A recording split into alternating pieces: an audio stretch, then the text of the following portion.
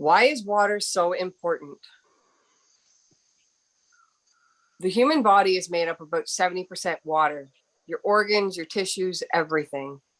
Water is the driving force of all nature. Why Kangen water is so important? Not all water is created equal. In just a few short minutes, we would like to show you the difference.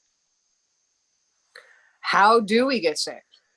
So there's oxidative stress, acidosis, and dehydration. So then how do we get better? Well, with oxidative stress, we have antioxidants. With acidosis, we have alkalizing. With dehydration, we have hydration. Seems pretty simple. So here, we're going to show you the pH with some pH drops. The pH is the potential of hydrogen. Hydrogen is the smallest molecule. It cannot be bottled for more than 72 hours when it's made the natural way with electricity and lightning. Bottled alkaline water is made with chemicals, which is not good for our bodies. Kangen water is made with electricity, so our bodies can absorb it like it's meant to. So you see the different colors, and the tap water, being green, slightly blue, is neutral. You have your alkaline waters, which are purples and blues, and you have your acid water, which is yellows and oranges. And though that is why we're getting sick. So let's see what happens when we add a little bit of carbon dioxide into the water.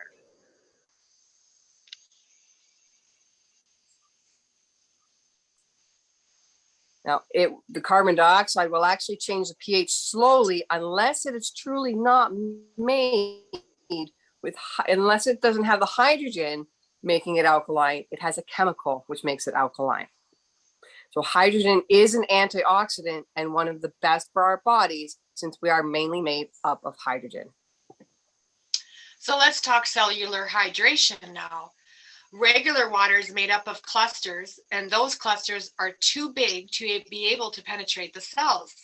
Kangen water is broken down into microclusters, which easily penetrates the cells. So as you see, we're going to add Dasani water to a tea bag, and all the water is cold to see if we can make tea. And as we all know, Dasani is tap water. So as you can see, she's not making any tea, very little, if anything. So she's going to add the Kangen water to this tea bag. Let's see if we can make tea. So as you can see, the hydration in that glass is already, the cell is already pulling the tea out of that bag. So could you imagine what it's doing to your body?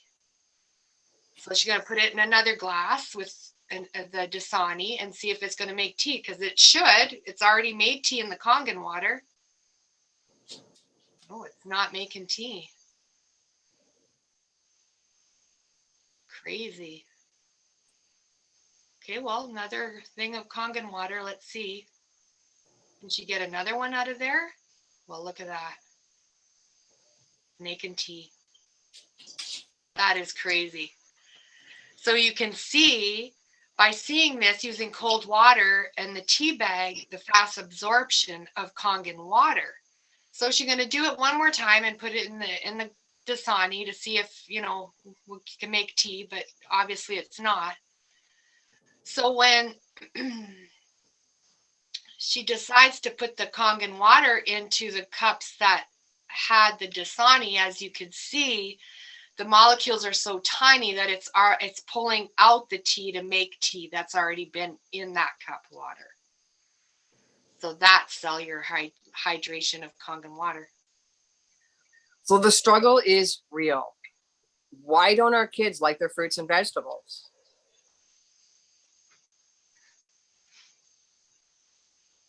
So we're taught in school that oil and water don't mix, right? Simple science. But if you use the right pH water, that changes things. Because what does soap do? Soap is added to regular water because it raises the pH to remove the oils and the grease from your food. So as we see, the town water doesn't do anything to the oil. They don't mix.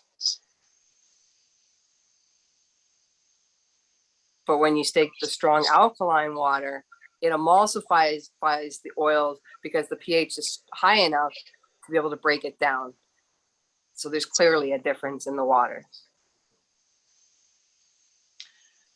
So then let's talk pesticides now. So now you've seen what the water does. It emulsifies the oils. So we're going to put the tomatoes into the water, and we're going to add the Kangen water to it, the 11.5 that emulsifies all oils and pesticides off your fruits and vegetables. Because pesticides are oil-based, and as we know, oil and water do not mix.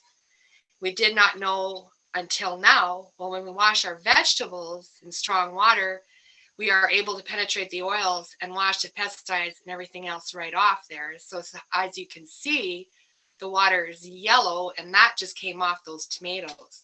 So yeah, that's pretty yucky. Yeah. And with my son, who's 6 years old, he will not eat vegetables from the store, whether they're organic or not. He doesn't like the taste, but he'll eat them fresh from my garden.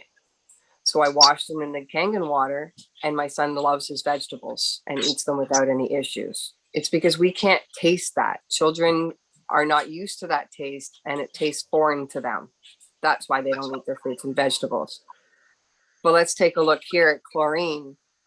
So in town water, we have chlorine. So we're using regular drops that we would use to test water in a pool to see where the chlorine is at. So Kangen water machines, well, do they actually remove the chlorine to make the water safer for us to drink? Let's see what happens.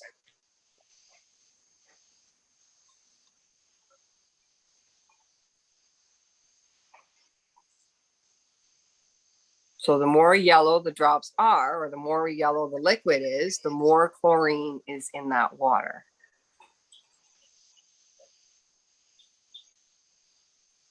And that looks pretty dark to me.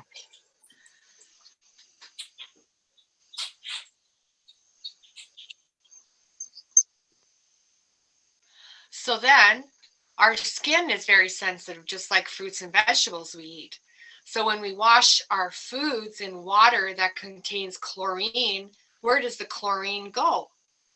So the same thing happens to you when you're in the shower. So take a look at this video.